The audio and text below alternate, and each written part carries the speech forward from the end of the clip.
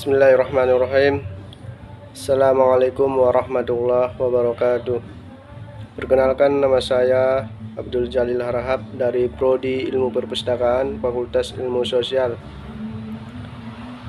Universitas Islam Negeri Sumatera Utara dengan NIM 0601241007. Di sini saya akan menjelaskan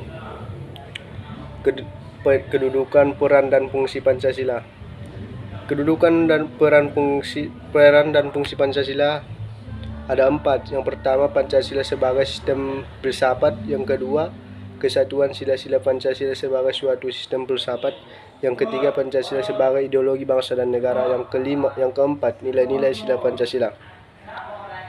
Yang pertama, kedudukan dan peran fungsi Pancasila itu di antaranya, yang pertama dasar negara, yang kedua pandangan hidup, yang ketiga sumber hukum, yang keempat kepribadian bangsa, yang kelima cita-cita dan tujuan bangsa, yang keenam pemersatu bangsa, yang ketujuh jati diri bangsa, yang kedelapan ideologi Pancasila. Masuk kita yang pertama, yaitu Pancasila sebagai sistem filsafat. Pancasila sebagai sistem filsafat berarti Pancasila adalah kesatuan pemikiran yang mendasar dan menjadi pedoman hidup bangsa. Pancasila sebagai sistem filsafat memiliki beberapa ciri, yaitu yang pertama, susunan sila-sila Pancasila yang bersifat organis. Yang kedua, susunan Pancasila yang bersifat hierarkis dan berbentuk piramida. Yang ketiga, rumusan hubungan kesatuan sila-sila Pancasila yang saling mengisi dan saling mengkualifikasi. Ada yang kedua, Pancasila sebagai sistem filsafat memiliki beberapa fungsi. Yang tadi beberapa ciri, yang selanjutnya beberapa fungsi. Yang pertama, menjadi dasar orientasi bagi penyelenggaraan kehidupan nasional. Yang kedua, menjadi pedoman hidup yang mengatur tata cara berpikir dan bertingkah laku secara seimbang dan harmonis. Yang ketiga, menjadi dasar bagi manusia dalam menyelesaikan masalah yang dihadapi dalam hidup dan kehidupan. Adapun yang kedua, yaitu kesatuan sila-sila Pancasila sebagai suatu sistem filsafat. Sila-sila Pancasila sebagai suatu sistem filsafat memiliki kesatuan dalam beberapa hal. Yang pertama, kesatuan pemikiran. Yang kedua, kesatuan nilai. Yang ketiga, kesatuan organisasi. Yang keempat, kesatuan hubungan. Yang kelima, kesatuan aksiologis. Adapun yang ketiga, yaitu Pancasila sebagai ideologi bangsa dan negara. Di sini Pancasila merupakan ideologi negara Indonesia yang menjadi landasan bagi kehidupan bernegara dan berbangsa.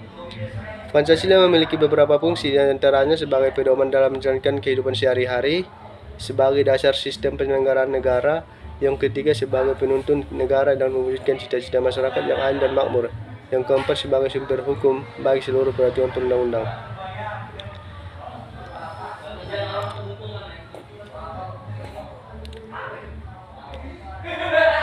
Adapun yang keempat, sebagai nilai-nilai yang terkandung dalam Pancasila.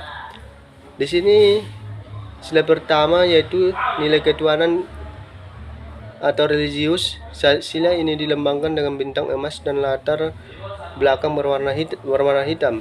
Nilai-nilai yang terkandung dalam sila pertama adalah yang percaya akan adanya Tuhan yang Maha Esa, menjalankan perintah dan menjauhi larangan Tuhan. Yang ketiga, saling menghormati pemeluk agama lain. Yang keempat, toleransi antar umat beragama. Adapun sila kedua, nilai kemanusiaan. Nilai-nilai yang terkandung dalam sila kemanusiaan adalah negara harus menjunjung tinggi harkat dan martabat manusia. Yang kedua, hak-hak asasi manusia harus dijamin dalam peraturan perundang-undangan. Adapun sila ketiga, yaitu nilai yang persatuan bangsa. Nilai-nilai yang terkandung dalam sila ketiga adalah menempatkan kepentingan bangsa dan negara di atas kepentingan pribadi dan golongan. Yang kedua, sanggup dan rela berkorban untuk kepentingan negara dan bangsa. Adapun yang keempat, Nilai kerakyatan. Nilai yang terkandung dalam sila keempat adalah mengutamakan kepentingan negara dan masyarakat, tidak memaksakan kehendak kepada orang lain, mengutamakan musyawarah dalam mengambil keputusan. Dan adapun sila yang kelima adalah keadilan sosial bagi seluruh rakyat Indonesia, atau yang dimaksud dengan nilai keadilan sosial. Mungkin demikian yang dapat saya jelaskan. Lebih kurangnya saya mohon maaf. Wabillahi taufiq wal hidayah. Assalamualaikum warahmatullahi wabarakatuh.